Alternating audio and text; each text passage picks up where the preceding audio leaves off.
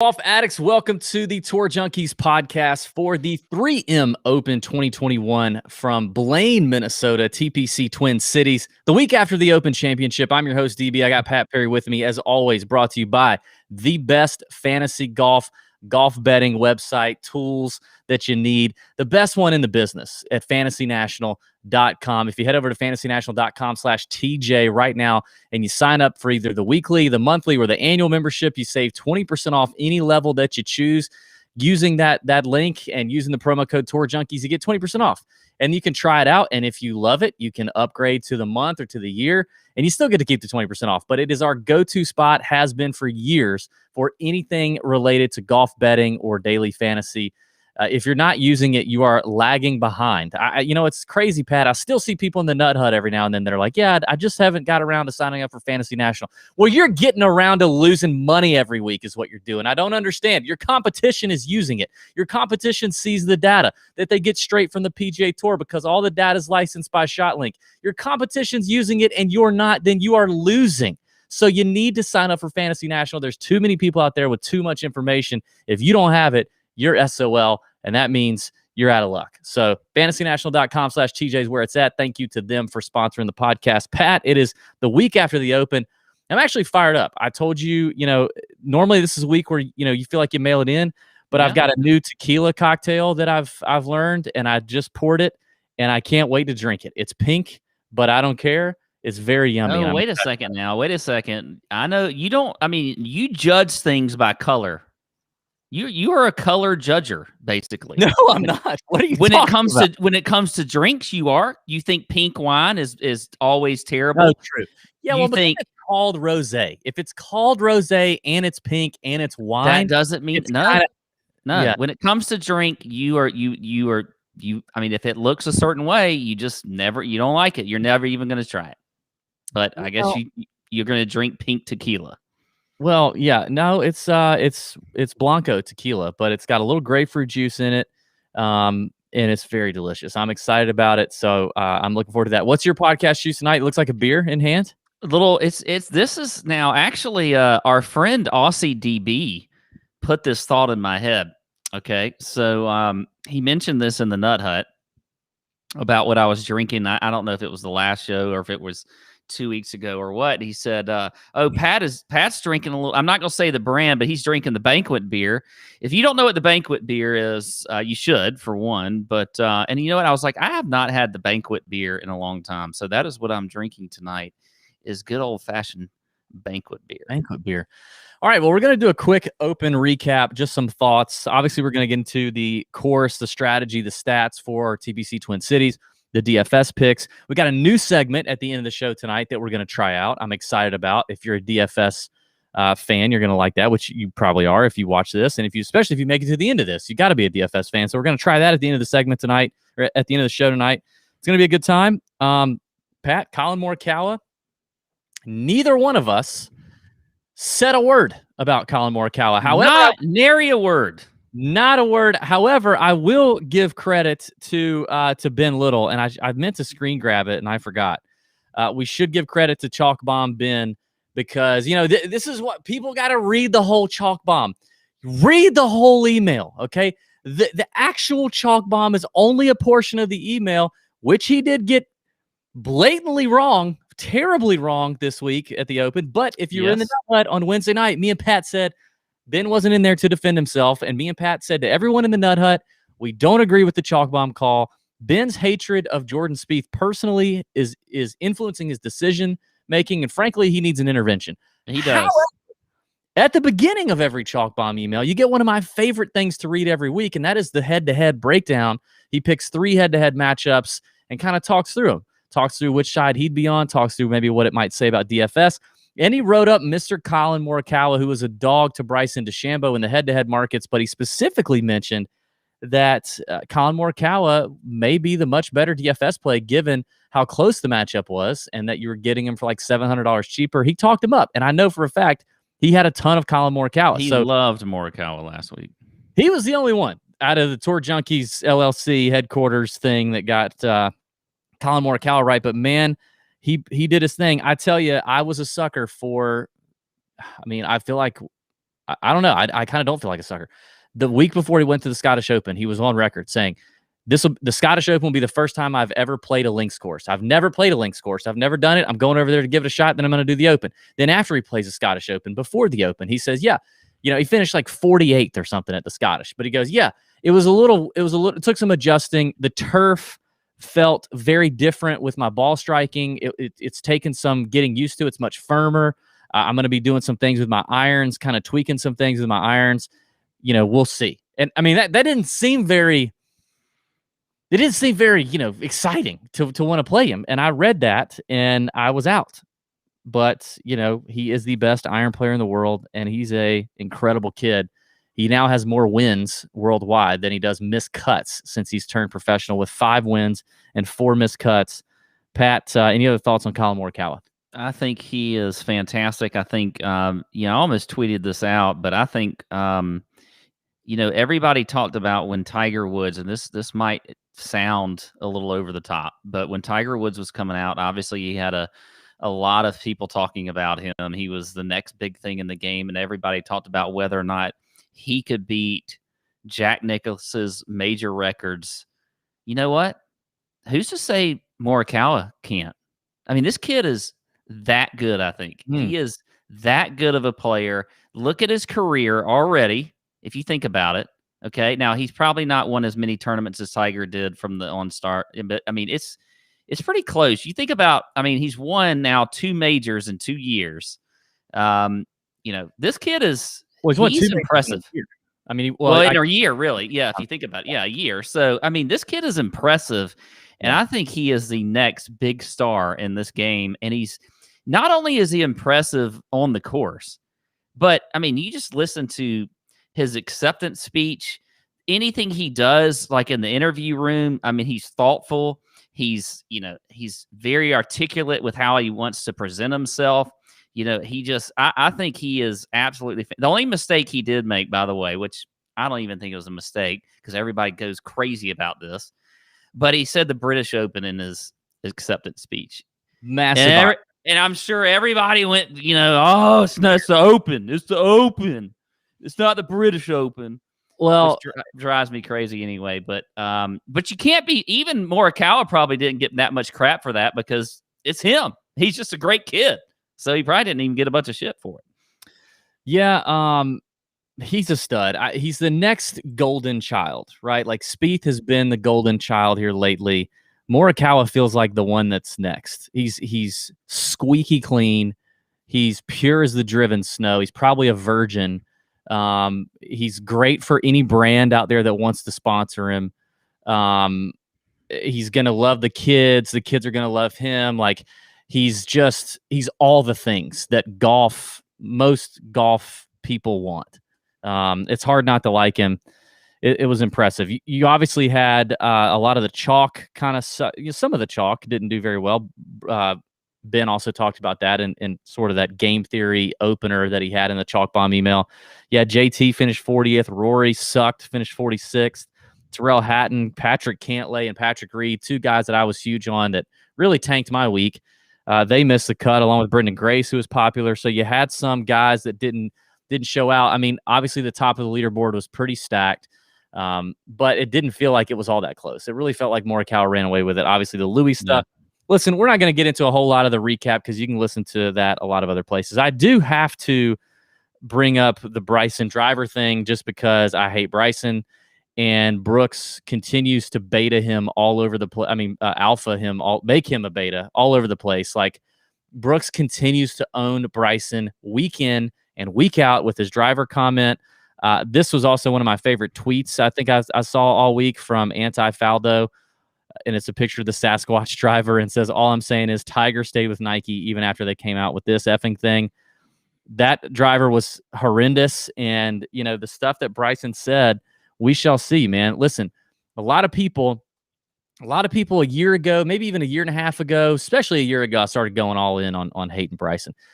Kind of got onto me a little bit. You're a hater. Da, da, da, da. We've talked to a couple of people, not 4 or 5, but a couple of people that have had to work around or with Bryson, and none of them give him good reviews. There's a lot of stuff that is passed around about him behind the scenes that is not great. And it's starting to come out. The Cobra rep didn't pull any punches. The guy's an asshole. Like, he just is. He's for whatever reason he is. Is it because he thinks he's smarter than everybody in the room and that's how he is? I don't know. Like, but he's an asshole, and it's showing. And I can't stand him. And I continue to fully love Brooks for doing that. And why in the world did David Speaks donate $50 to us in the super chat? I do not know, but thank you, sir. That's unbelievable. Very, very much appreciative of that super chat. That's quite nice of you. Oh, for 28 bolt. Thanks. Oh, they won the pool. There you go. David Speaks won the pool. We got a nice little pool that runs for the majors in the Nut Hut, and David Speaks won. That's awesome, man. Thank you for the donation of 28 bold, as well as everybody else who played in the pool. That's great. I'm also seeing real quick, I'm seeing some comments in here asking about my thigh from the wax job last week. It's pretty, it's still like baby smooth. Like, there's not a hair poking in there whatsoever. It's very soft. It was red the next day. I had like some red dots all over it and a little itchy. But right now it feels fine, actually. It just kind of every now and then, like if I happen to glance it or something, it kind of jolts me. But no more majors, Pat, till the Masters. Like 200 and something, a lot of days away. It's kind of rough to think about, but it's been a good run. We've had a good run. And I will say, outside of the Open Championship, I did get in the Nut Hut. A lot of people asking about the Barbasol late last week. So on Wednesday, I hopped up in the Nut Hut chat, and I only put this in the Nut Hut, but here we go. Barbasol outrights. I've got it on the screen.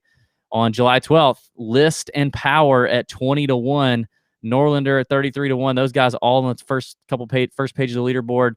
Mm-hmm. If you were in the Nut Hut, hopefully you tailed that. So I at least hit something. I hit Seamus Power at 20-1, although I didn't want him to win because I wanted JT Post and our boy Aaron Fleener to win. But I did hit that one. So that kind of helped break me even, basically. Seamus Power 20-1. He's been playing lights out lately. He shouldn't have won yesterday, but we won't get into that. But whatever. It is what it is. I did not bet JT Post in pre-tournament, but I still wanted him to win. Congrats to our Nut Hut winners last week. We had Stankus 17 and Houday winning. We ran 2 Nut Hut listener leagues last week. News to me. I didn't know we were running 2, so I didn't get in the Barbasol one. So sorry about that to my GNC team. But Houday winning, Stankus, you guys earned a spot in the finals. Pat, do you have a Nut Hut listener league update for us? Because we're getting down to the wire. Yes, I do have an update for us. So we are in segment 4 right now, which is the last segment. We broke it up into 4 segments. And currently right now, Matt L. EFOPS is what he goes by, is currently winning segment 4. He also, by the way, has 3 wins on the seasons, 3 individual wins. He is the only one that has won 3 tournaments in the listener league this year. So if he gets a segment win and he's got the 3 others, he's in the driver's seat for a trip to either Augusta and Champions Retreat or here in Savannah at the landings. The winner of segment 3 was Adam E. Goes by Fishing Golf 2017. The winner of segment 2 was Skyon 76. Winner of segment 1 was Casey Alexander. ALWZ PLYN 4323 is his thing. Okay, a couple interesting facts for you, by the way. The winners of segment 1, 2, and 3 did not win a single event, but won the segment. So that's another that makes me glad that we created this whole segment thing. Is you don't necessarily have to win a week. You can just be really consistent, win a segment, get an entry in there. Another interesting fact: we had a tie at the Valero, so we awarded 2 entries at that one. There are 6 Nut Hutters. 5. I can't even add 5 Nut Hutters that have 2 wins. Okay. Alan Klutz has 2 wins. AC, the butler of the Nut Hut, the master of the Nut Hut, has 2 wins. Anthony, what the fuck is his name? I'm just kidding. It's not that. It's Anthony WTF. I've always wondered what the WTF means. I mean, to me, it means what the F. Aaron Higginbotham has 2 wins. And then Brian Halverson, Brian Halv has 2 wins as well. And also Calaboose. Segment 4, by the way, is the U.S. Open, which we're in now, through the Wyndham Championship. We have 4 events left, and then the finals is going to be the Northern Trust, which is August 19th through the 22nd. So that is the week where we will crown the champion who will win the all-expenses golf trip. All-expenses paid golf trip. That's coming up. It's coming up quickly. Get in the Nut Hut. You better get a part of what's going on over there. It's a lot of fun. Good stuff, Pat.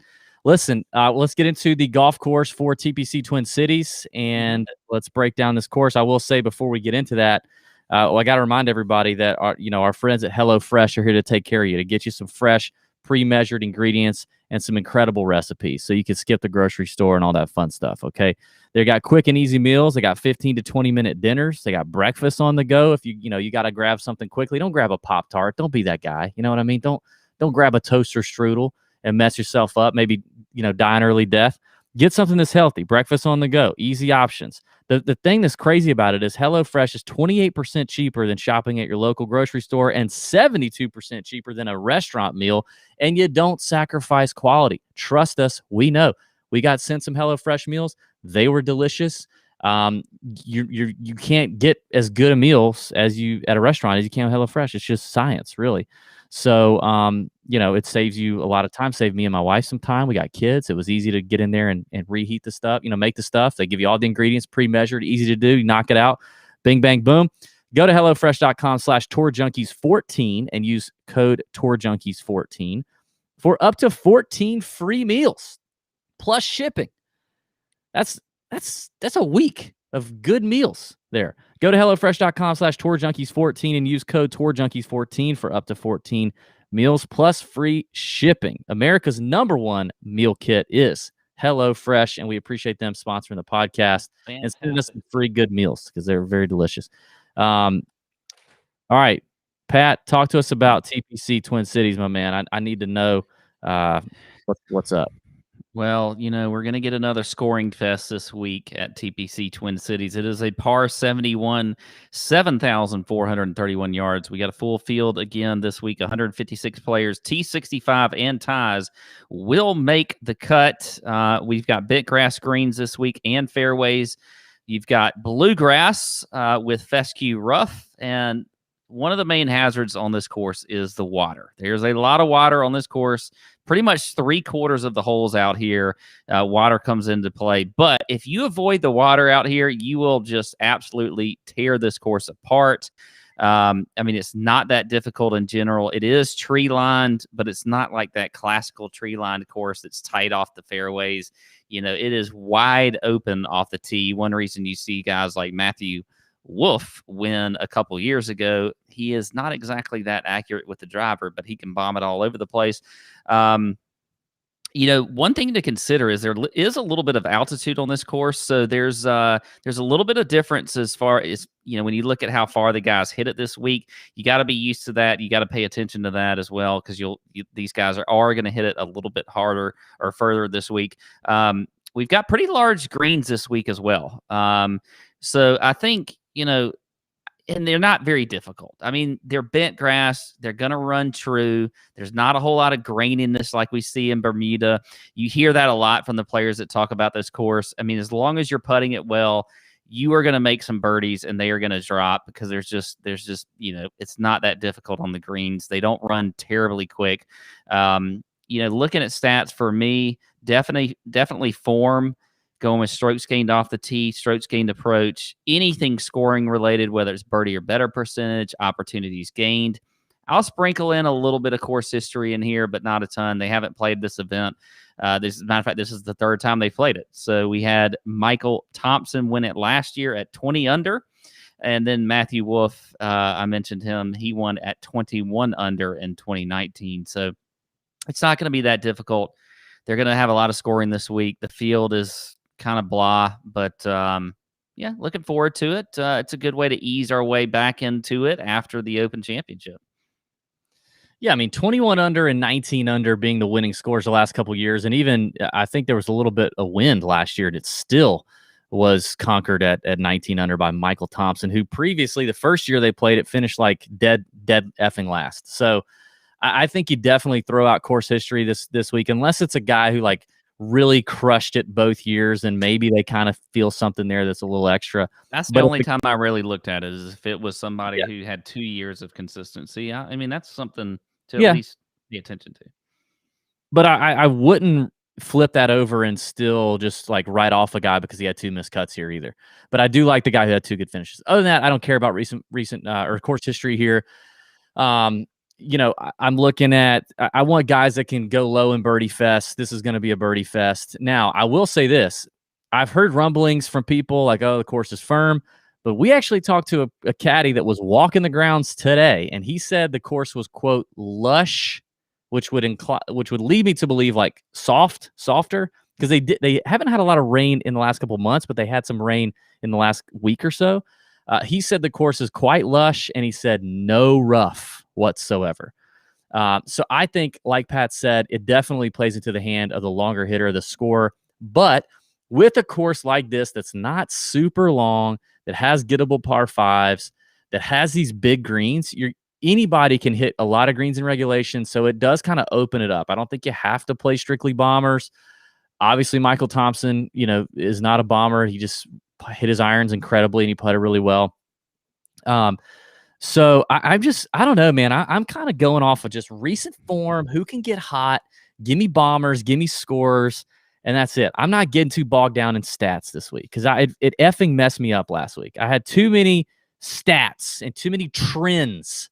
Effing trends. Remind me to tell the trends goodbye. There's something we got right. One of us got right last week, Pat, at the end of the betting show. At the end of the betting show, that's right. Every week we do our let them hang predictions of the week, and we give a big bet that our big statement or bet that we think, hey, if I'm gonna let them hang, that's how I'm gonna let them hang. And Pat Perry said, I think a first-time Open participant wins this week, and Colin Morikawa won in his very first attempt. So there's another thing we got right. Yeah. Good job, us. Yay for me. I'm also still looking at, I'll tell you what's another factor for me is like FedEx Cup standings, because there are 3 events left basically for guys to rack up FedEx Cup points. Next week is the Olympics. I don't see any FedEx Cup points. There's not any FedEx Cup points going for Olympics contestants. You got 3 weeks. So you got to do it. And especially the guys outside or just inside that top 125. That's a big, important number for guys to keep their tour card, to keep full status. Yes, guys that finish outside the top 125 and finish in the top 150 or so, 175, do get some conditional status, but they're conditional, right? Like they want the full tour card, and that top 125 is important. And guys start looking at that. And if you look at some names recently that have been playing really well, they've made massive jumps up the FedEx Cup standings, Seamus Power being one of them. I think this is the time of year these guys start looking at it, especially in these weak field events. And I say 3 events. One of those is a WGC. There aren't many players in here that will be playing in the WGC that care about FedEx Cup points. So some of these guys, they got 1 or 2, 2-3 more shots max to make their points to finish in the top 125, and I think that's important. I agree with that. I think, especially down a few guys in the 6K range that are just fighting for their cards. I think that have shown some form recently too, are some of the guys that you might want to look at. So, all right, let's get into it. Let's start looking. Let's look at this 9K and above range. We're going to give you 3 GPP plays that we like and a fade. You got DJ starting off with Louis. There, Tony Finau, Patrick Reed, Garcia, they're all making the flight over from the Open, hopped on the charter. Matt Wolff at 9,700, Tringali, Emiliano Grillo, Robert McIntyre also coming over from the Open. Then you got Cam Davis and Bubba Watson in there. That's the 9K and above range. 2 guys here that are my favorites in this range. I'm going to go with 2 guys who are on another bubble, Pat, and that's the Ryder Cup bubble. So if you're on Team USA, you have 5 events left to finish in the top 6 points in terms of Ryder Cup points. Top 6, you're locked in. Okay, you have 7 events left after the Tour Championship to demonstrate you're worthy of a captain's pick. So I think it's important for a couple of bubble boys up here that I want to look at. The first one's Tony Finau at 10-7. Tony Finau, where he be now? Good to see him play all right at the Open. He was in kind of poor form leading up to the Open, but I like it.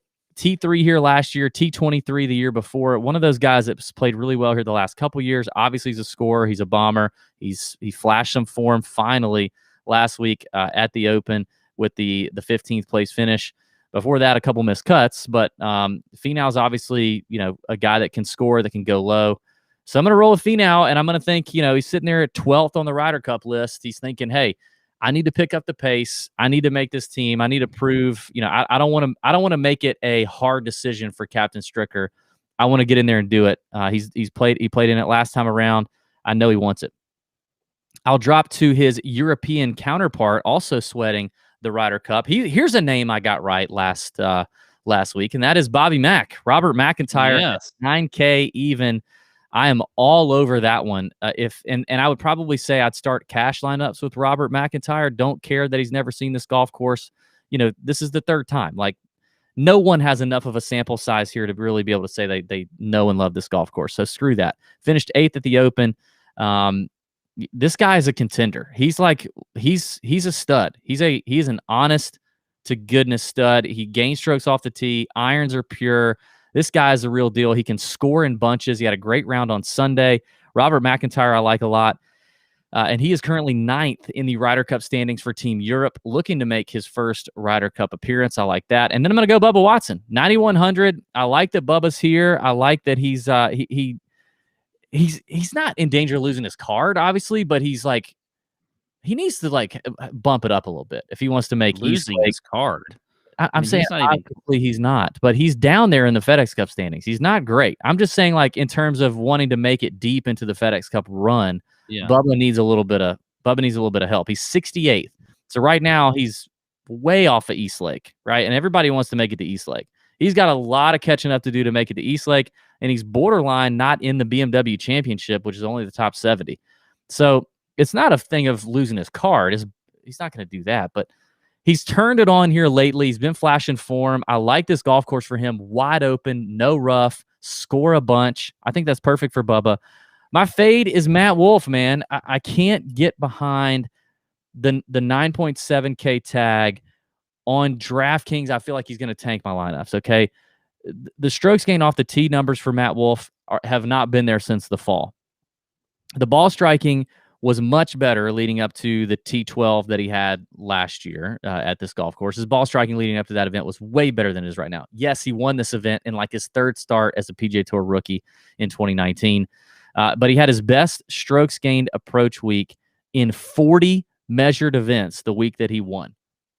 So the third event this kid had ever played on the PGA Tour was the best strokes gained approach week he's ever had in 40 events so far, and he won, right? His last top 10 was in October. I don't love Matt Wolff here. Now, I will say this. I am eyeballing him for a top 5 or top 10 number on DK Sportsbook or some kind of sportsbooks that may offer that, because I don't want him to completely kill me if he goes off here, but I don't see him most of the time returning the price tag on DraftKings DFS. Okay, so we're going to start with him because this is a perfect example of what we talked about before in the pre-show meeting about you saying I'm going to go with some gut picks and do this and do this, and but you didn't listen to my response. You didn't listen to my. I'm not going to bring in these obscure stats that I found. Well, you're talking about his approach play when he won here 2 years ago or last year or whatever. Producer Sam, what did I say? What did he say? I don't think Sam's mic is on. But look.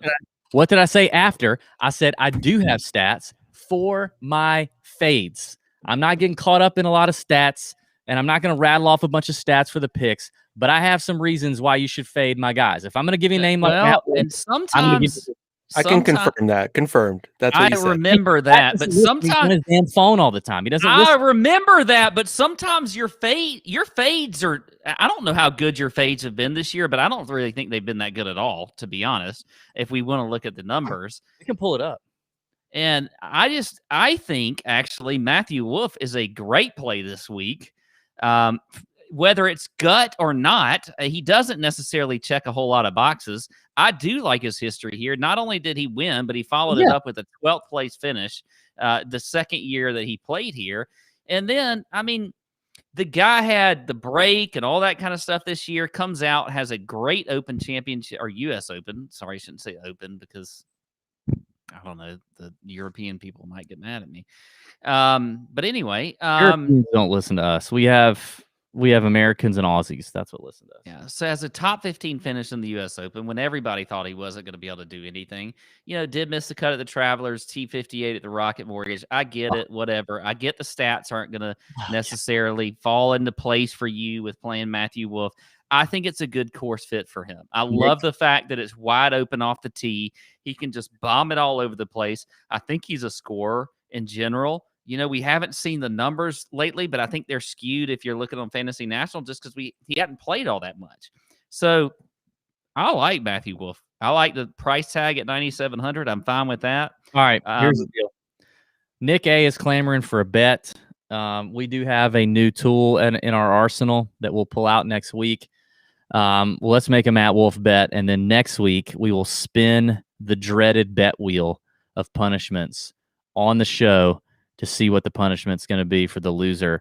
By the way, in the YouTube comments, you can help us out, okay? You can help us out big time. Leave a comment. It helps the algorithm. You guys are slacking on the comments lately, okay? You're slacking on the comments. Leave a comment in the YouTube channel, your idea of a good bet punishment. Now, thus far, all of our bet punishments we've done live here on the show. Ranch water shots, waxing. I got slapped in the face by my wife. Pat drank a shot out of a shoe. We've all done that, right? We could expand it to do things that we have to do outside of the show that we video, and then we roll the video for you and demonstrate that. So think about all that, right? But leave us a comment on the YouTube channel of a good bet punishment that you think we should add to our wheel of bet punishments. If you're watching live, save it till after the show is over. Pat, I guess we're going to make a Matt Wolff bet because I don't think. Now, he's 9,700, okay?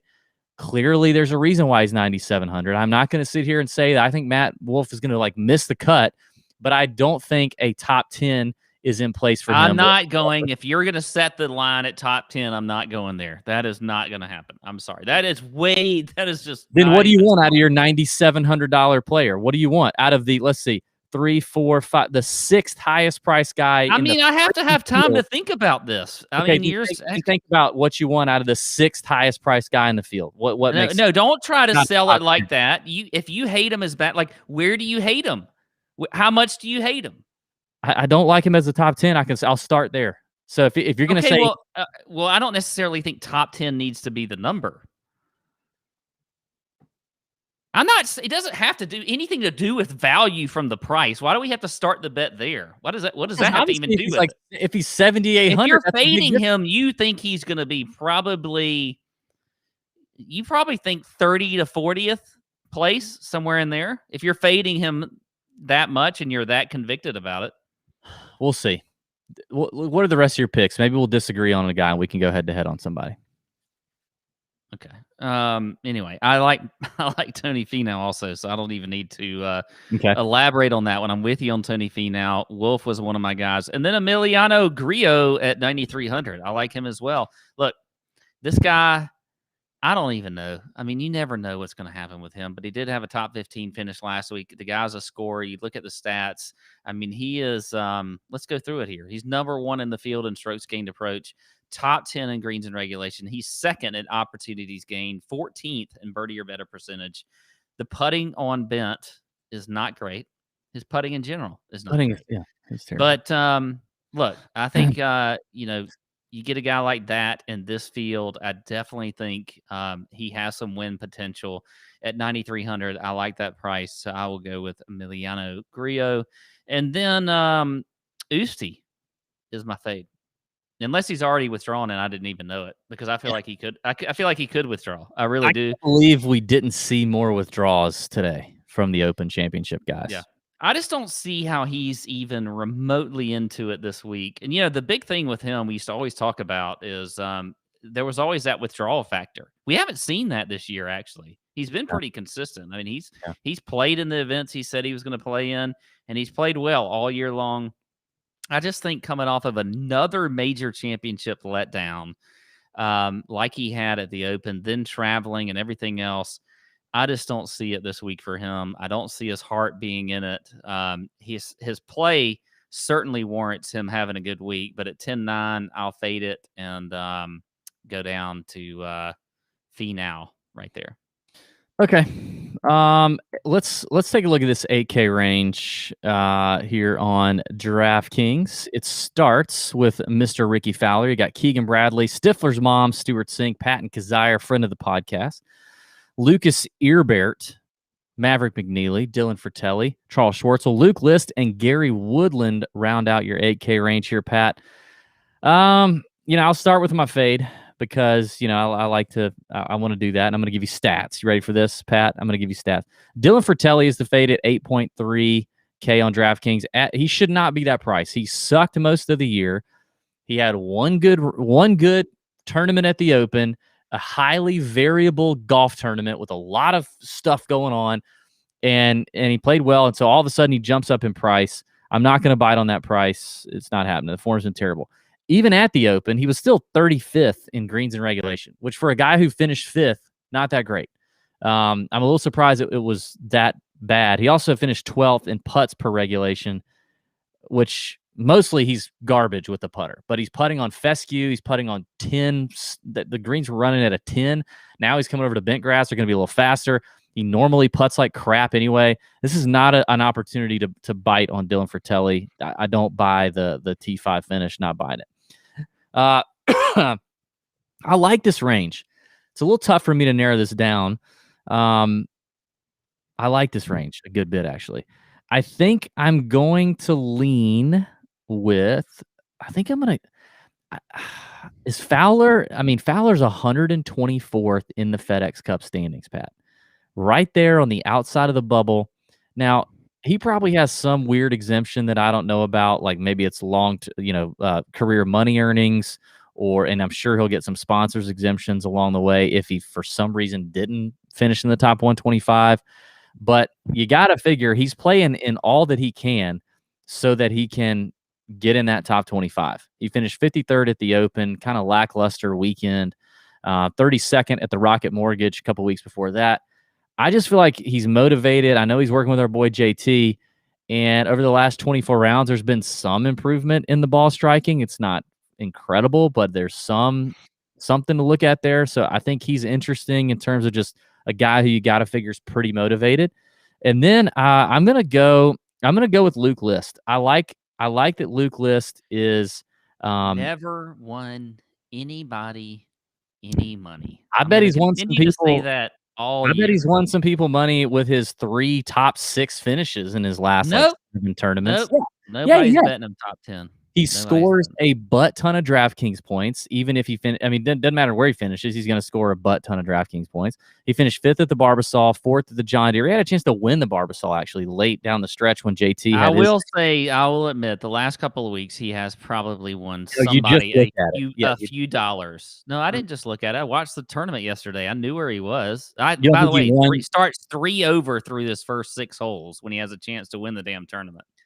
Finished 6th at the Wells Fargo. I bet he won some people money there. And again, he's a scorer. He's a bomber. Recency bias. Y'all are crazy if you think Luke List is like anywhere. Like he's lost more people money than he's won. I guarantee you. I guarantee you. Yes, I 100% agree with that. I have lost a ton of money on Luke List through the last 6 years. I'm not arguing that, but has he ever won somebody money? Yeah, he's won me money on DraftKings, maybe like on a team when he's had a good week. But is he in the red cumulatively for his career and me betting on him and playing on DraftKings? No way. 1,000% he is in the red.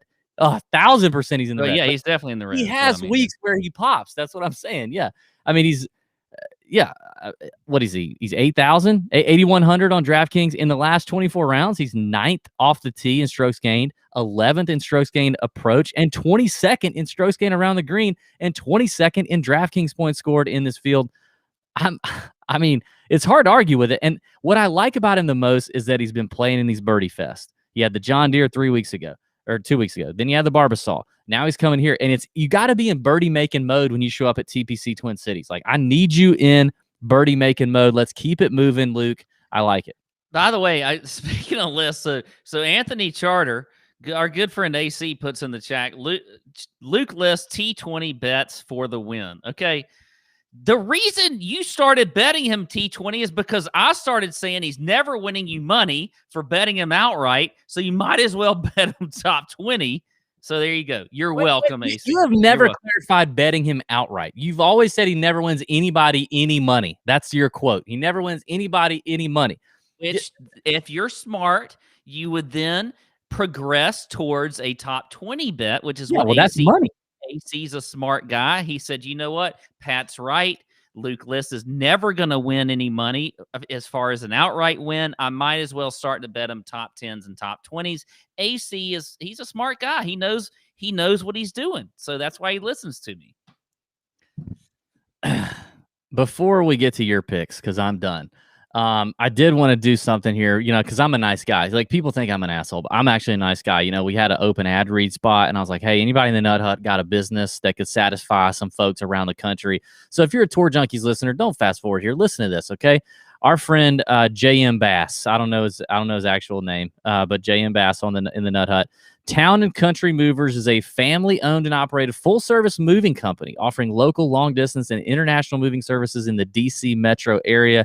If you're moving long distance along the East Coast or from the West Coast back to the East Coast, our friends at Town and Country Movers can help. Check out the website, townandcountrymovers.com, and contact them.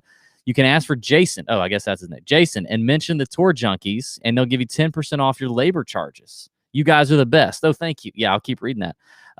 Anyway, yeah, Jason over at Town and Country Movers. He's a Nut Hut member. He's a small business owner. His family owns a company. And I just thought, hey, we got an open spot. Let's do a read for old Jason here, free of charge. So there you go. So if you're moving up and down the East Coast or from the West Coast to the East Coast, hit up townandcountrymovers.com. Ask for Jason. Tell him the Tour Junkie sent you. Boom. All right, Pat, give me the 8K. All right, here we go. Producer Sam said he's going to hit him up. There you go, Sam. Oh, there you go. Sam, you might get a special discount being so handsome. Yeah, maybe 11% on those labor charges. Oh. All right. I'm going to start with Ricky Fowler at 8,900. I like him this week. Sexy time, I like to call it. Sexy time, I like to call it. What did that have to do with Ricky Fowler? No, the 11% for Sam. Oh, okay. Okay, so you agree with Ricky Fowler. You forgot it. Okay. No, I knew you picked him. I just wanted to continue it. I do like Ricky though at 8,900. We're both getting on the Ricky train. Oh, I was on him last week. I was on him last week at whatever, very cheap. Ricky Fowler never won anybody any money. He's won plenty of people some money. Maybe not in the last year or two, but he's won some money for people. Some people somewhere. I like Charles Schwartzel at 8,200 as well. Yeah, I don't mind that. He's pretty good. I think he's a good play this week. You look at the stats, man. I mean, just across the board.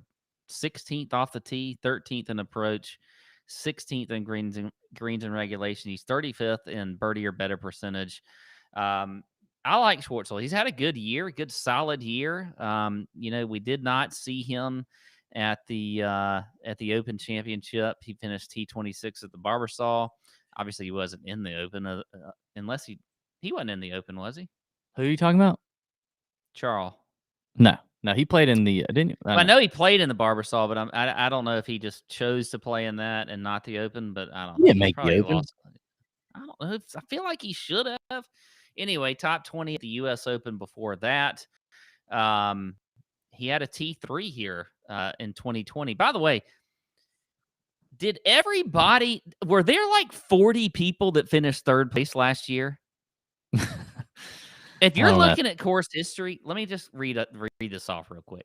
Finau, Tringali, Griot, Schwartzel, Charles Howell, Richie Werenski. I mean, everybody finished third place in this damn tournament last year, and it included Charles Schwartzel. Welcome to TPC Twin Cities. Everybody gets a trophy. Everybody gets the third place. We all get a medal.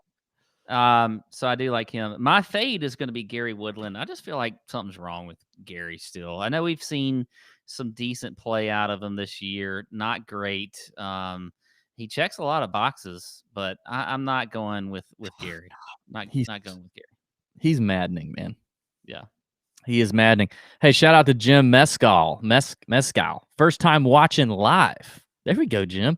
Hey, you never know what's going to happen live. Like last week, I think we had a bonus. We had bonus coverage after we went off the air on YouTube or on audio. We had bonus coverage here, so you never know. Stick around to the end, too, because we got a new segment at the end of the show tonight. It's going to be some fun involving DraftKings, so stick around for that. And don't forget, if you're watching on YouTube, leave a comment, okay? We got the Wheel of Bet punishments coming up next week. So in the YouTube chat, give us some punishments we need to include on that wheel because somebody's going to spin it next week, that's for sure. All right, Pat, 7K started off 3 GPP plays you like and a fade. All right, well, I'm going to start with my bottom play, even though he's actually not in the bottom of this range. This is a great range. I really like this range this week. But Patrick Rodgers at 7,600, I like him this week. He has made 6 cuts in a row. He was T32 last year here at this tournament. You look at the stats for him. I mean, they're lining up pretty well. I mean, he is, let's see, 5th in the field off the tee, 12th greens in regulation, top 25 in opportunities gained and birdie or better percentage. He is also 10th in the field in strokes gained putting historically on bent grass greens. So Rodgers on a bit of a little heater for him when you think about it, with the 6 straight made cuts. Before you move on from Rodgers, I do want to point out. So he popped for me too. When I was looking, I was like, ooh, Patrick Rodgers. He's 121st in the FedEx Cup standing, so he needs to make a move. He's right there on the bubble. He needs to move up. He needs to be in that top 125. This is his 9th event in a row. Now, he's a younger guy. He's in great shape, you know? And he just finished 5th in his 8th event in a row. But I gotta say, like 9th, when I was everything, I was starting to move towards Patrick Rodgers. Like, yep, I'm gonna pick Patrick Rodgers. Then I got to that, and I was like, wow, that is a lot of golf, even for a young guy. Wow. Obviously, he's motivated. That's why he's playing a lot of golf tournaments. I'm not saying it's a fade. I just think it's something people should be aware of. I'm trying to help you, DB. Your original thought was I'm not going to try to overthink things this week. He was one of my. I considered him for a fade after that. And you're overthinking it. I'm trying to help you. Help me help you. Okay. Help me help you. Help me help you. Okay. Okay. All right. See ya out. All right. Now I'm going up to the guy that we all love. Heartbreak last week at the Barbasol, and that is JT Poston. I think even though what happened last week and DB's leaving the set, I think that JT Poston is very angry. He is obviously playing well, made a ton of birdies last week, should have finished 24, 25 under or whatever it was.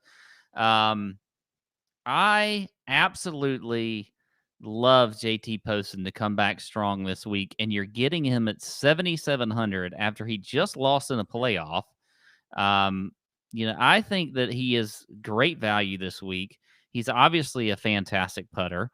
You look at last week, I mean, he gained 12 strokes total, 5 strokes tee to green, 3 on approach, 7 putting, which we all know, again, like I said, he's a great putter in general. So in a birdie fest, a mad JT ready to come back and show that he can, contend again. I love him this week. I love a fired up JT Poston and his caddy, Aaron Fleener.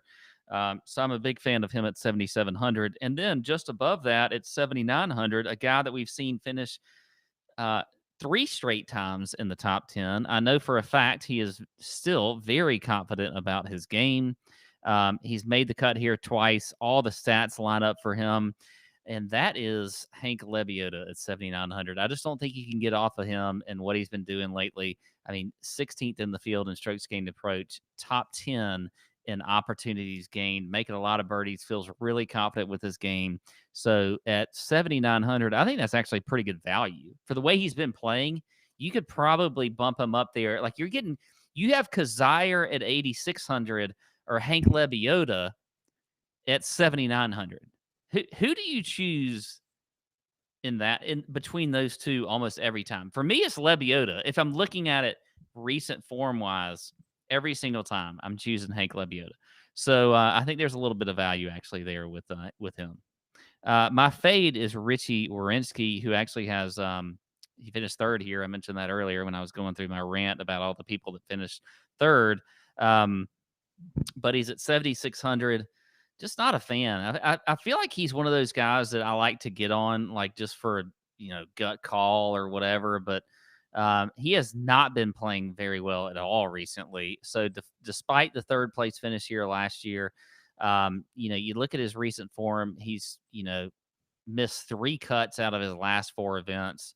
Did have a T25 at the Rocket Mortgage, but the stats absolutely suck for him. I mean, he is 99th in the field in strokes gained approach. He's 135th in opportunities gained. He's 91st in birdie or better percentage. So Richie Werenski will be my fade in this range. Oh gosh. Okay. I'll start off. I'm gonna get a little weird. I like your Lebioda pick. I do think he's gonna be chalky. But I feel like a Bobby Mack, Hank Lebioda,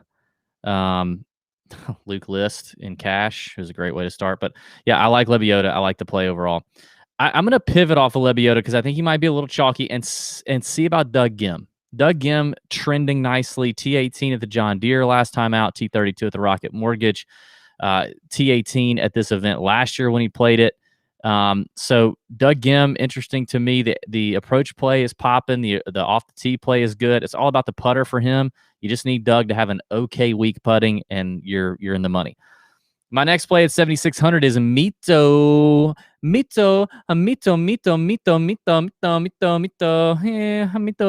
I like Mito, man. The dude's a birdie maker, dude. He's coming off the Corn Ferry where he won 3 times, got the Battlefield exemption. He gets his first PGA Tour start as a PGA Tour member, misses the cut. Oh, well, whatever. It comes back to the John Deere T34. Okay, I got this. Comes to the Barbasol last week, T5. Bombs it and hits fairways so far.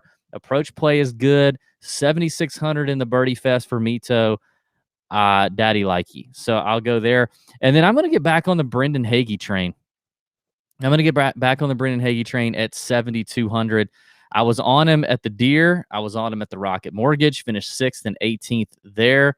And he's a aggressive bomber scorer type guy. I think Hagee is the man. So I'm going to roll with Gim, Hagee, and Mito. Fade for me is your defending champ, Michael Thompson. Give me a freaking break. 7,400. Yeah, the best iron week of his career, basically, the week that he won. And he gained 7 strokes putting, too. So, like, he basically caught lightning in the bottle. Like, best iron week of his career, 7 strokes putting.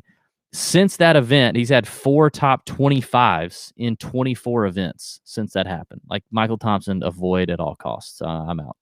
Maybe that's a cop-out fade, but I don't care.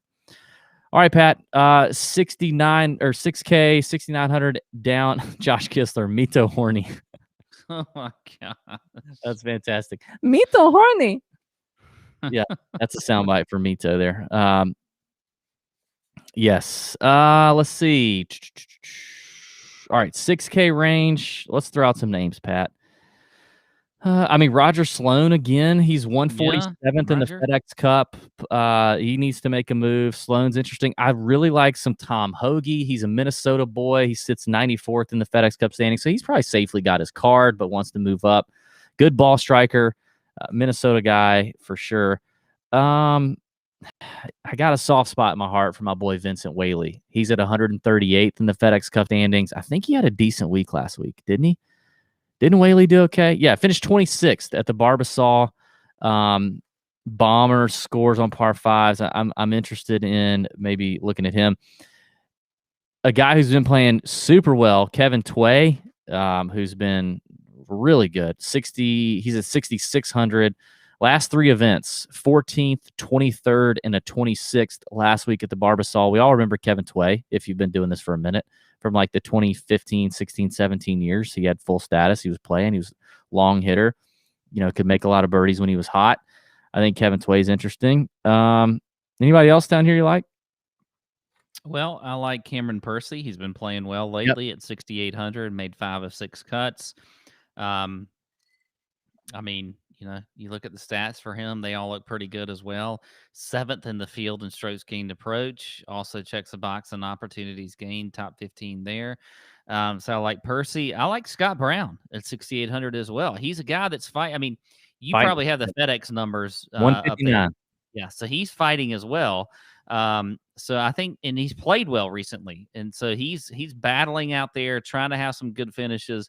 I like that motivation for Scott Brown. And, you look at the stats, top 25 in opportunities gained and birdie or better percentage, top 25 in strokes gained approach. So I like Scott Brown also at 6,800. Now, here's a random one for you.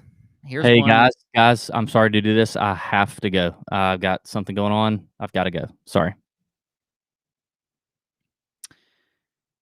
Okay. All right. So DB has left the building. Okay. All right. So we'll finish this. Let me finish up real quick and then we'll get done.